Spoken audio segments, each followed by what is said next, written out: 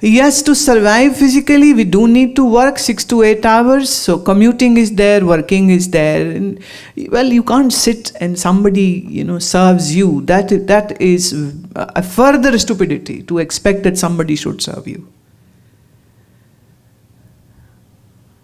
So you should be capable enough to take care of yourself and your family. And I don't see a need of having too much of socializing, because again, too much socializing meaning that you are bringing on their sorrows and problems in your mind.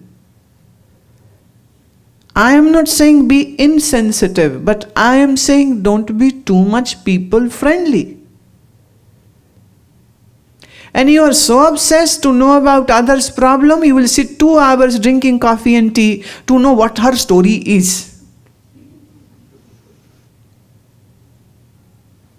Come on, tell me. I'm your friend, tell me. You are just bringing their garbage in your mind. But you love that. Let's hang together. Well, are you going to hang by your neck? But in a way, that is what's happening. One new psychiatrist student who was being an apprentice to a senior professor, after 2 months or so, listening to the sad stories of the patients lying on the Freudian couch, the student said, "Sir, may I ask you, how have you practiced for 40 years? I am going crazy myself listening to all these stupidities of people. And even in my dreams, I'm just getting these flashes of these patients and their stories and their sickness and their obsessions. And how come?" He said, "Okay, you're a good boy. I'll give you a secret." He gave him 2 cotton balls. He said, when it is time for the patient to come in, as that person comes in, once you have done the greeting part, very smartly, plug your ears and let the person lie on the couch. Here he begins his story. Once in a while they, So, okay. Just do that. Sometimes just give a very grave look, concerned look. Although the patient is lying and they're not facing you, but when the whole session ends, tell the patient, I have heard the whole thing. I have analyzed it very nicely, but I would need another hour or so to create some prescriptions for you. And in the meantime, give them some silly thing to do. Give them some rubber ball, press it every 5 seconds. Give them something to do. Or ask them to listen to a music, send them to a music therapy, send them to a physiotherapy, send them for swimming, send them for something. He said, sir, but isn't it duping our patients? Professor said, it is better to get yourself sick and crazy.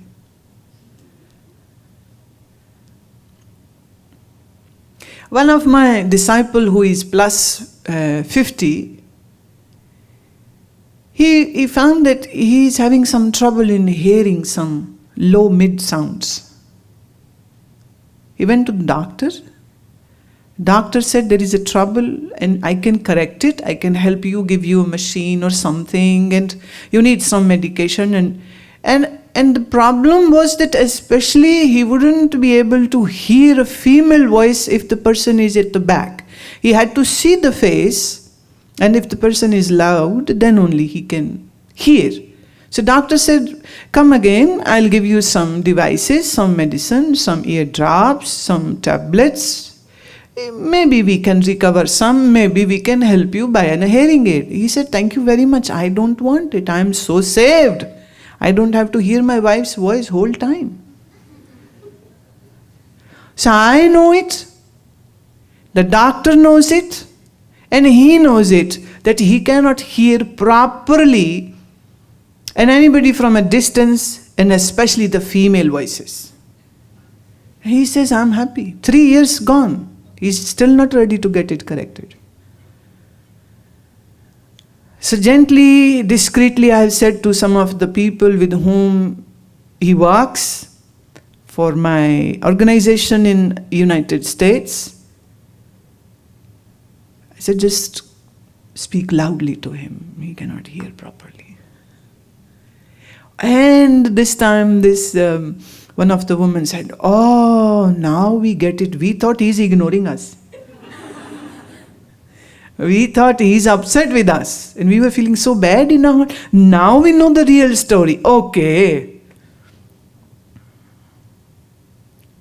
Whatever you hear makes an impression in your mind. Whatever you see makes an impression in your mind. Whatever you touch makes an impression in your mind. Whatever you taste makes an impression in your mind. And then your mind is going to chew on all these informations. And that is the trouble, that when you wish to sit to do your pranayam or anything, your mind goes back to this box where all these impressions and memories are, and it begins to chew like a donkey over there. And you are unable to do the practice nicely and properly and attentively. And then you wonder, no, what's going wrong? It's so difficult to sit. But is it really? So please be watchful what goes in your mind.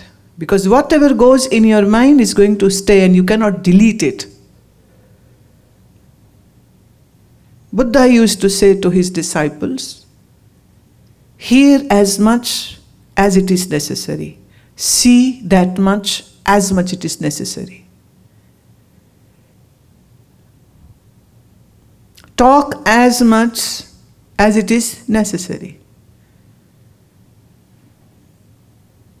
Guard your senses. Keep a watchdog of awareness on your senses. And if somebody wishes to gossip with you, make sure that you join your hands, bow your head and say, please, thank you very much, but I'm not interested to listen about a person who is not present or about whom I don't care. Because I need to care for my own mind. If somebody puts garbage in your drawing room, would you like it? But when somebody puts their garbage in your mind, you enjoy it. Isn't it sick?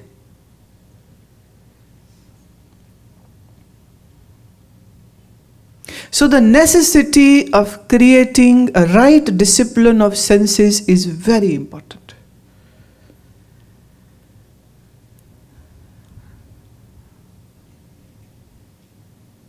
Being a householder, being a working person, you do need to talk, you do need to travel. Yes, you do. But still there are ways where you can restrain the overindulgence, the overactivity part. Now you might say, well, we are not a sadhu. Then be one. What's the trouble? We need more householders who are living like a sadhu. That is how the quality of our society will change. The quality, health of our society will come to us. I don't need to see more sadhus sitting as a renunciate in their caves. I need to see sadhu living in a house with the family, with the children, working, but yet is detached, yet is guarding his mind, yet is disciplining his senses. Krishna was not a renunciate. Arjuna was not a renunciate. Both are householders, both have more than one wife. One is the speaker of Bhagavad Gita, the other is the listener of Bhagavad Gita. So, all the methods mentioned in Bhagavad Gita are for the householders only. Right? So don't say it that sadhana is only for sadhus who leave everything, only they can do it. No, no, no. And Krishna is himself so well decorated, so beautiful clothes, ornaments, and a crown on his head, and he has that peacock wing adorning in his crown, and has all these thick bangles on his wrists and necklace in his neck. He's so well decorated. Luxuriously actually decorated. A rich man, a king. And yet Krishna is a yogi, a renunciate from mind. That is why when we call avatar, that doesn't mean it is a form of a God coming from the sky to the earth. When we say Krishna is an avatar, it means he is embodiment of knowledge, wisdom, yogic practices. He is the height of bhakti, devotion, worship, and he is the knower of all the secrets of the universe. Avatar means when the consciousness is coming down to the body level. That is coming down. Avatarana. Coming high, from high to low. That is avatar. And let me tell you one thing more. In Satyug, in Dwapar, there was no idol worship. In Satyug, everybody just did yogic practices. No idols. Who were respected then? Sages, rishi, seers. And with due respect, whatever Sri Krishna said is already available in Upanishad. He never said anything new.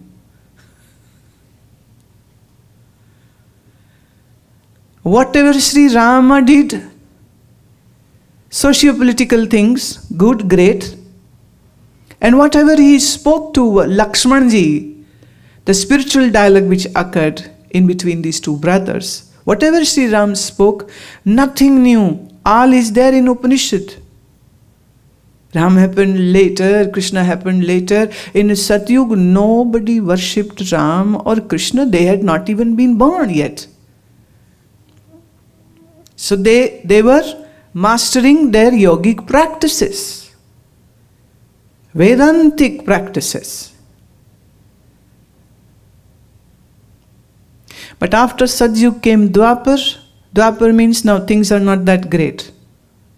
People moved on to yagnas, the fire ceremony, or yagna of japam, chanting came.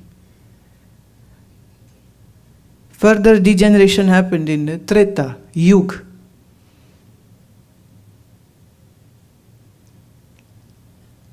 This was the time when further the minds were getting corrupted. Hence the worshipping started. And in Kali Yuga, now we say only one thing is left. You people can do only one thing, and that is do the Nam Jap. And I see people can't even do that. The mind is doing the monkey dance. They can't do the Japam.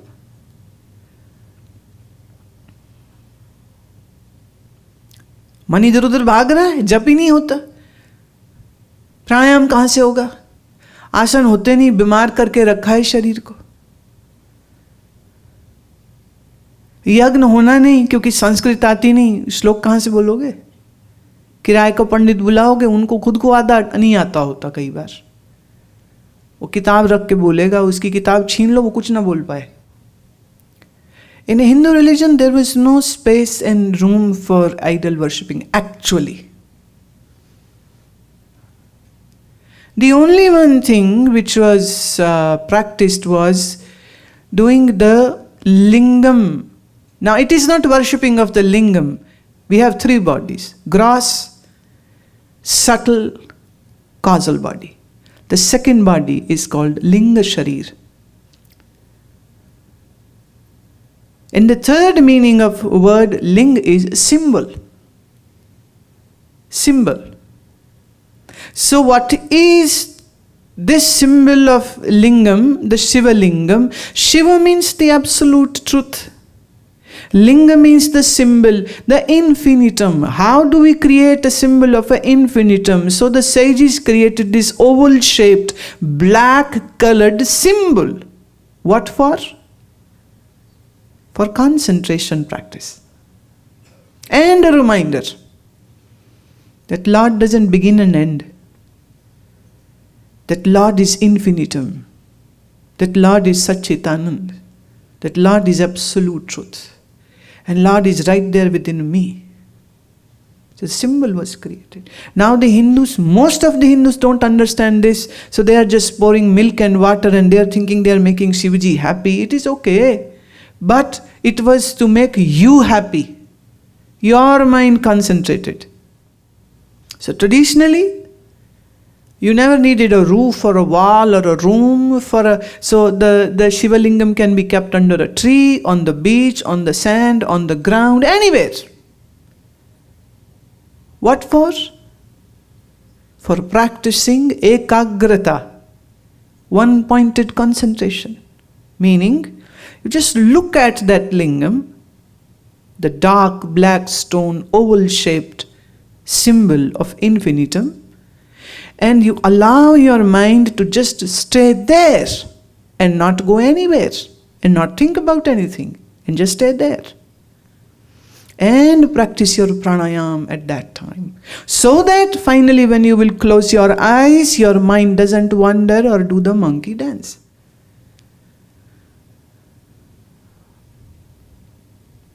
Yes, it is also associated with Shambhu, with Mahadev. Who is Mahadev? The first yogi. From where the whole Vedic and yogic sciences have been transmitted. How did that happen? Well, he spoke to his wife Parvati and he gave all these secrets of universe to her. And then she gave it to further other disciples, the sages. And then from there came out the 64 secrets of meditation, which are called the 64 Yogini. 64 Yogini. Yogini means the art and techniques to go in. And Shiva is the one from where all the yogic asanas have come. He taught his disciples, the disciples, through that the lineage was created, they taught their disciples, they taught further. It got transmitted and today we have this whole jnana, knowledge about asana. Who gave? Shiva gave. Pranayam, who gave? Shiva gave.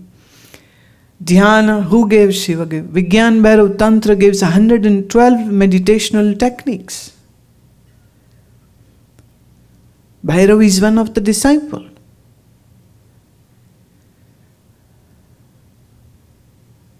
Who gave the knowledge of music? Mahadev gave, Shambhu gave. So Mahadev, Shambhu, Shiva, all are names of this first yogi. Who gave the knowledge of dance? Mahadev gave. So he is called Nataraja, the king of dance. Because he is the tutor, he is the teacher. So beginning from the yogic sciences to music to dance, all is coming from him. And because he too would have the Shiva Lingam in front, so people associated the Shiva Lingam and Shivaji with one. And they thought maybe we do what he did, so the whole Shiva Purana, whatever is there, offering of flower, water, milk, Ganga water, honey, ghee, all these offerings which are made, dhoop, deep, incense, burning light, is actually a methodology of bringing concentration to the mind. These are devices, these are ways, these are mediums. Someday, you do this, hold the flower in your hand. Remember the day I asked you to join your hands the way, the technique? Right? So you use the same technique in holding the flower in your hand. So looking at the flowers, seeing the intricacies and the design and the colors and the hues. And your mind is totally focused on the flowers. And then you give this flower, maybe to picture, maybe to an idol, and maybe just to the sky. And you do this offering, knowing that Lord is everywhere, and here I am making my offering to Lord. So when you do this offering, and then you do the bow, keeping your hands on the earth, meaning feeling the touch of the ground on your hands. And then you bow down, humble, in all humbleness, in all love. Why do we do this bow? Somebody said it's a back-breaking thing. Why should I do it? But this bow actually is one of the poses called the Balasana. Head is down, spine is horizontal. It is very restful for the heart and brain. And it is also a way, especially when you are doing it to a guru who is in a person, and when you do it to that person, it really humbles you down, because it is very difficult for a human to bow to another human. Now, is Guru getting a trip out of it? No. Guru just allows you to experience the humbleness. Head is sign of our ego. So hold your head high. But here we come to the Guru, we bring the head down, all the way to the ground. Place our hands on the ground. Sitting in that warrior pose, the Veerbhadras, the Veerasana, the Vajrasana, the warrior pose, bringing the head down. So the whole movement of the body is observed, felt, and when the head is down, it stays there. And you are breathing very deep and rhythmically. So it invokes beautiful emotions. And there is a possibility that the brain would go silent, because the head is down, spine is horizontal, the blood flow to the brain will be more. And this oxygenated blood will calm the brain. So when we do the bow to the Guru, to the Master, even if it is an idol, doesn't matter. The real thing is the bow. Not to whom you are doing. The bow, the whole movement, the whole gesture is divine. So being aware of every movement of hand and placing and observing arms and hand movement and invoking all the positivity in your mind and heart. And you are doing all the time the deep breathing. And with the eyes closed when you bow down, it brings your mind to a point of concentration. So some of the fakir used to say that it doesn't matter where I bow my head, but wherever I bow my head, I create a temple, a mosque over there, with the bow. When I bow, I convert that place into a sacred place. So much of vibrations are going to come out. And one of the sages said, I enjoy my bowing. It doesn't matter whether it was happening in front of a temple or a mosque or a fakir or a guru or a child or a woman or a tree or a river. This whole bowing thing is so gracious and great. I'm enjoying that. What for? To internalize the mind and to make it calm and quiet, so that you have the point of ekagrata occurring.